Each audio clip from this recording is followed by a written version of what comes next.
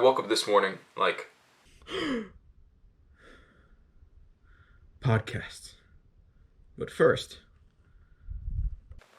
a listener note. I don't know how often you listen to podcasts, but by this point I listen to podcasts more than I listen to music. I listen to podcasts whether I'm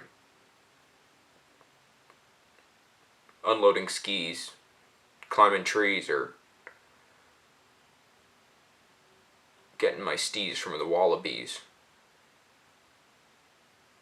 But as a rule, I tend not to listen to podcasts where the audio quality is terrible or they talk about themselves too much. I tend to like more educational podcasts, but this list is not exclusive to educational podcasts. It's going to be a little bit more diverse than that. I hope there's something on this list for anyone to listen to. Stick around towards the end for 2 podcasts that I think everyone should listen to. And without further ado, podcasts.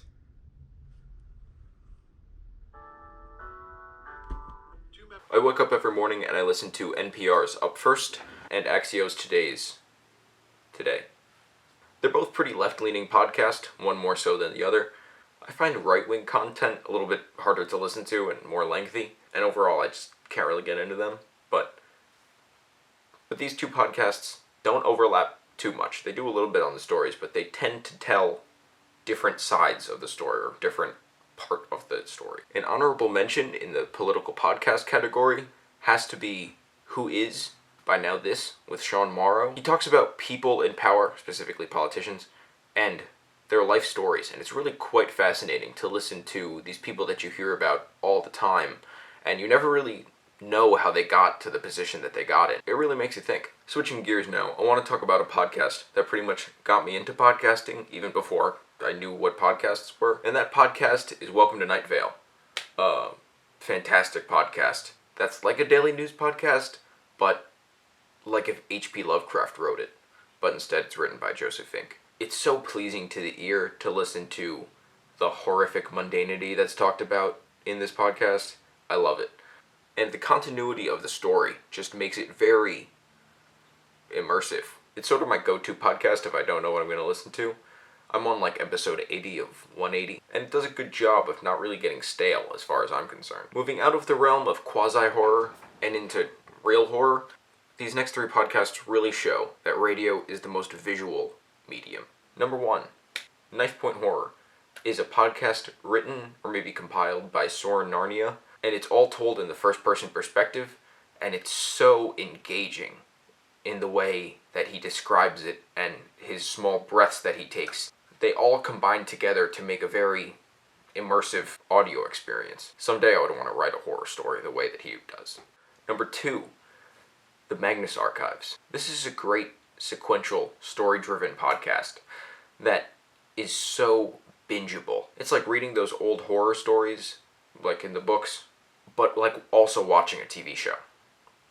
Horror podcast 3 of 3 is The Oddcast. John Fredett, the creator of the podcast, reads short science fiction stories by some people that you might know, like H.G. Wells and H.P. Lovecraft, but there's also some other very compelling ones on there. If I were to recommend an episode, I would listen to The Vector by John Fredett, the maker of the podcast himself. It's like you're listening to War of the Worlds when it was first put on radio. It's really quite scary. Shifting gears again, I want to talk about a podcast that reminds me of The Oddcast, because it's also a compilation of different tales that are fictional. It's called Fictional. Both Fictional and Myths and Legends are made by Jason Weiser, and Myths and Legends was the second podcast that I ever got into. It got me through working at Subway. I really appreciate it for that. I really like Fictional because it has works like Dante's Inferno and The Call of Cthulhu, but without any of the racism or politics of... To wrap up what I was saying yesterday is that they create lovely podcasts with great sound and story design, and I have no clue how I'm going to transition from this, so I'm just going to talk about a different production company that I like, and another host, and that's Wondery Productions and Lindsey Graham. The cooler Lindsey Graham, thank you. It's no wonder why Wondery's motto is Feel the Story.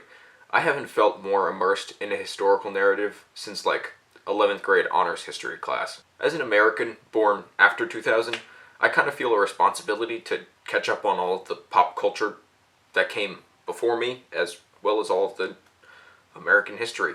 And Wondery shows American History Tellers and American Scandal both make me feel like I know more, you know? My 11th grade history teacher always told us that saying about history wasn't always correct, and that what history really does is it allows you to see through a lens of the past and look at what's happening in the present. And American History Tellers helps me see the world through a new lens. It makes me hopeful as well. I'm listening to episode 4 of Coal Wars in American History Tellers, and it talks about a priest who took up arms. And I think it says a lot about the current state of history, where we have a pastor not taking up arms, but taking up a congressional seat. You know, it's not even sunset, and it's pretty dark in here, and I don't want it to show up bad on YouTube. Let me know if this is a good lighting situation. I'm going to lump these next 2 podcasts into the same category. I would call them both tech journalism podcasts. They both look at the Black Mirror world that we live in, and look at it through different lenses. 99% Invisible kind of looks at it through a design lens, while Reply All looks at it through a society and culture lens. Seeing as how they both span a few hundred episodes apiece, it's a little bit more complicated than that, but overall. These next 2 podcasts I would like to lump into the category of science communication. They both do a great job of going to the source of information and gleaning knowledge from that. In the case of Ologies with Allie Ward, she talks a little bit about herself, but it's endearing in the way that she does it. Ologies talks to professionals in their field, about their studies. It's really quite fascinating to listen in depth on all of these different topics. In the case of Science Versus, they look at one category and then really dissect the topic as far as the literature of the science is concerned. I really trust this podcast because it gives you the sources of all of the things that they looked up throughout the course of the podcast. What I think that this podcast does better than most news sources does is it looks at the context with which you gather the information from. They look at the specifics of the studies that are involved in every headline to give you more information than just drink red wine. These are the last 2 podcasts that I think everyone should listen to, including that train behind me. The Anthropocene Reviewed. I think some episodes of this podcast should be required high schooler listening throughout the United States. It's that well made. I love this podcast, not just because it's written and produced very well, but because of how much I think about this podcast. There's not a week that goes by where I don't think of at least 2 topics from this podcast. It's for that reason that I also love revisionist history. The host, Malcolm Gladwell, talks about himself quite a bit, but honestly, I love this podcast so much that I don't even mind. It's probably my number 1 favorite podcast. There's no other podcast that makes me stop and go, more than this one. There's so many interesting topics that are brought up, whether it's a 1-episode arc that's fascinating, or a 2-episode arc, or a 3-episode arc. I think Malcolm really hits his stride when he's in his 2 to 3 episode mark area. Those podcasts are just, But even with longer storylines, Malcolm Gladwell has a way of tying up a topic so well that it's not until the final thought that comes out from this podcast that the whole idea of what he's trying to present to you crystallizes. And it's for that reason that I listen to it on repeat all the time. This goes for all of the podcasts on here, but especially for those last 2. Every once in a while, I'll think about a certain episode, and the next day I'll hear something in the news related to it, or somebody will bring something up related to it. And that's really where I think podcasts have improved my life, and I hope they can help you with something like that. I don't know. I hope that you'll listen to these podcasts, and a great many days will go by, and then someday somebody will bring something up about some obscure podcast that I told you about, and you'll be like, oh, actually, you want to know more? And you'll know more. I just want that to happen more in the world. I'm rambling.